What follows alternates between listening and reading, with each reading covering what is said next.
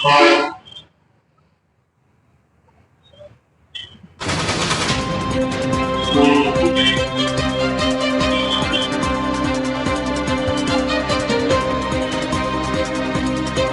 மாவட்ட ஆட்சியர் அவர்களுக்கும், உயர்திரு மாவட்ட காவல் கண்காணிப்பாளர் அவர்களுக்கும், மாவட்ட காவல் துணை கண்காணிப்பாளர் அவர்களுக்கும், வளத்தராக்கோட்டை காவல் ஆய்வாளர் அவர்களுக்கும் ஒரு பணிவான ஒரு கோரிக்கை.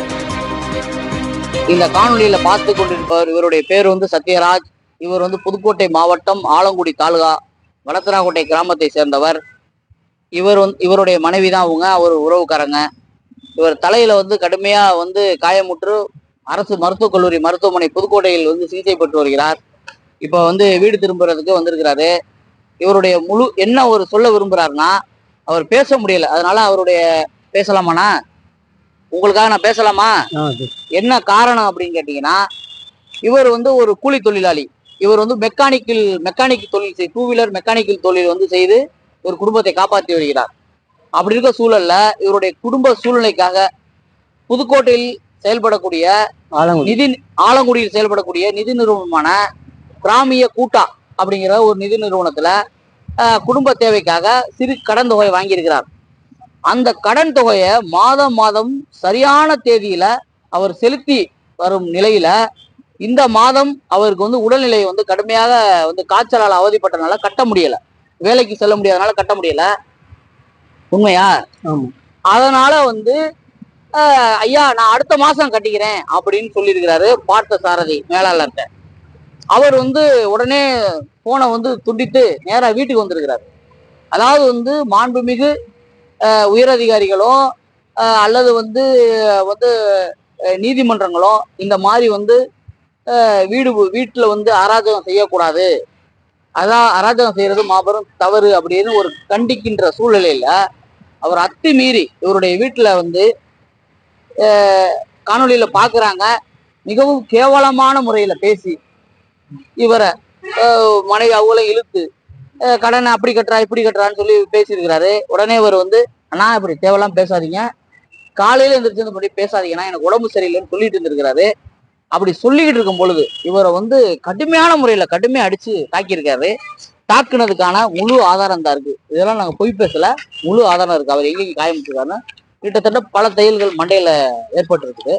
ரத்த சொட்ட அடிபட்டு அப்படியே இருந்துக்கிட்டு சூழல மனைவி அவருடைய குழந்தைகள்லாம் வந்து தேக்கி இருக்காங்க. ஏன் அப்படி எல்லாம் பண்றீங்க செய்றீங்க அப்படின்னு கேட்கும் பொழுது அவங்களையும் வந்து அந்த பெண்கள் வந்து சின்ன குழந்தை, பள்ளிக்கூடம் படிச்சுட்டு இருக்க குழந்தை, அந்த குழந்தைய கேவலமான முறையில பேசி அடிச்சிருக்கிறாரு. இவர் வந்து இந்த காயம் ஏற்பட்டு உடனே அக்கம் பக்கத்தில் உள்ளவங்க இவரை வந்து அரசு மருத்துவக் கல்லூரி மருத்துவமனையில சிகிச்சைக்காக சேர்க்கப்பட்டிருக்காங்க. அங்க அவர் வந்து தலையில வந்து தையெல்லாம் போட்டு அவருக்கு வந்து முதலுதவி சிகிச்சை பண்ணி அங்கே அட்மிஷன்ல இருந்திருக்காரு. அப்படிங்கிற சூழல்ல வளத்தராக்கோட்டை காவல் நிலையத்திலிருந்து வந்து இவருக்கு வந்து வாக்குமூலம் வாங்கிட்டு வந்திருக்கிறாங்க. ஆனால் இன்று வரையிலும் நடவடிக்கை எடுக்கலன்னு சொல்றாரு. உண்மையா? நடவடிக்கை எடுக்கலன்னு சொல்றாரு. அது என்ன காரணம் தெரியல.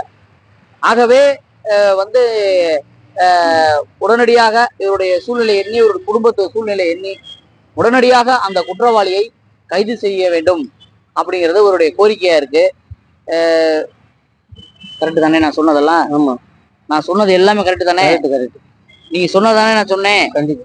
ஆகவே புதுக்கோட்டை நீல பண்பாட்டு மையம் சார்பாக உயர்திரு மாவட்ட ஆட்சியர்களுக்கும் வந்து தமிழக அரசுக்கும் மற்றும் அரசு உயரதிகாரிகளுக்கும் நாங்கள் கோரிக்கை வைக்கிறோம். அதாவது புதுக்கோட்டை மாவட்டத்துல தொடர்ச்சியாக ஒரு சில இடங்கள்ல இந்த மாதிரி வந்து பட்டியலின வகுப்பை சேர்ந்தவங்க வந்து கொடுமையான முறையில வந்து தாக்கப்பட்டும் கேவலப்படுத்தியும் வர்றாங்க. ஆகவே மாவட்ட ஆட்சியர் அவர்கள் இரும்பு கரம் கொண்டு இந்த மாதிரி வந்து சாதியின் பெயரால் வன்முறைகளை நிகழ்த்துவர்கள் மீது நடவடிக்கை எடுக்க வேண்டும் என்று நாங்கள் வந்து கோரிக்கை வைக்கிறோம். நன்றி, வணக்கம். எடுக்கலாமா? உயிரதிகாரிகளுக்கு வணக்கம். இதை நல்லா பார்த்துக்கோங்க. அவர் அடிக்கிறது எல்லாத்தையும் பார்த்துக்கோங்க. இங்க பாருங்க, மண்டையில சொட்ட இவரோட மண்டை அடிக்கிறது நல்லா பார்த்துக்கலாம். சாட்சி இதுவே உங்களுக்கு வந்து நல்லா இருக்கும். இந்த பாருங்க அடிக்கிறாரு, பாருங்க அந்த பாருங்க அடிக்கிறார். இவர் தான் அந்த நிதி நிறுவன மேலாளர். அடுத்து இந்த மண்டை இதாயிருக்கு, வீடு பூந்து அடிக்கிறாரு. தவறான தகவல்களை நாங்க வந்து பொதுமக்களிடத்திலையும் தமிழக அரசுக்கு நாங்க தெரிவிக்க மாட்டோம். ஆனா வந்து ஆளுநர் அரசாங்கத்தை நாங்க மிகவும் வந்து நாங்க வந்து மதிக்கிறோம்.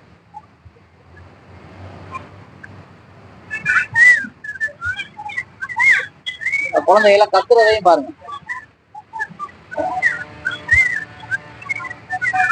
நிதி நிறுவன மேலாளர் அவர்கள் வீடு புகுந்து அவருடைய வீட்டுல இந்த மாதிரியான சித்திரவதையை போட்டு அடிக்கிறாரு. குழந்தையெல்லாம் கத்துது, அப்பா அப்பா அப்பா அப்பான்ட்டு.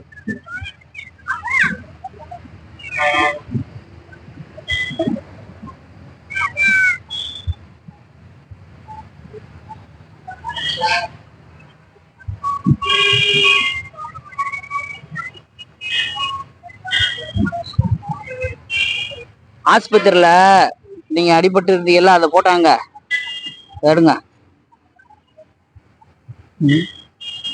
அதை எடுத்து காட்டுக்கணே.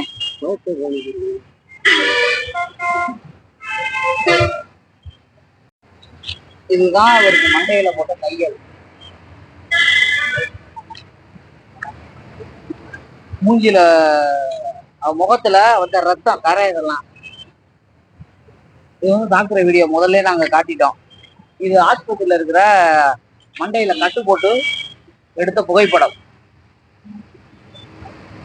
மண்டையில அரசு மருத்துவக் கல்லூரி மருத்துவமனையில இது வந்து அவருடைய ரிப்போர்ட் இந்த அளவுக்கு இருக்கு. ஆகவே அரசு உயரதிகாரிகள், காவல்துறையினர் உடனடியாக அந்த குற்றவாளியை கைது செய்து நடவடிக்கை எடுக்க வேண்டும். இது போன்ற சம்பவங்கள் புதுக்கோட்டை மாவட்டத்திலும் சரி, தமிழகத்திலும் சரி, எங்கேயுமே நடக்கக்கூடாது. அதான் எங்களுடைய நீலப்பண்பட்டு மையத்தோட கோரிக்கை.